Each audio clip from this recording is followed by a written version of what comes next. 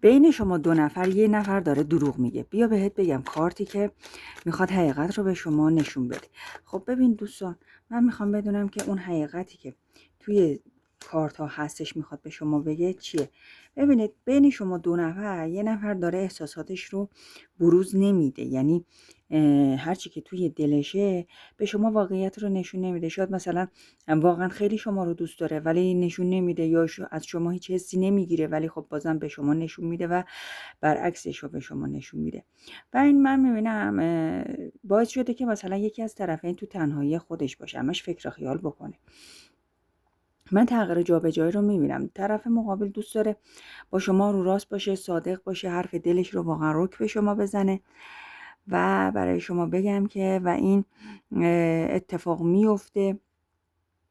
البته خب خود شما رو میبینم که واقعا احساساتت رو بروز میدی، واقعا حرف دلت رو بهش میزنی، دوستش داری، ولی خب شخص مقابلی خورده قد و مغروره و به همین راحتی ها احساساتش رو بروز نمیده. من میتونه متولد عنصر آتش باشه، فروردین، مرداد و آذر.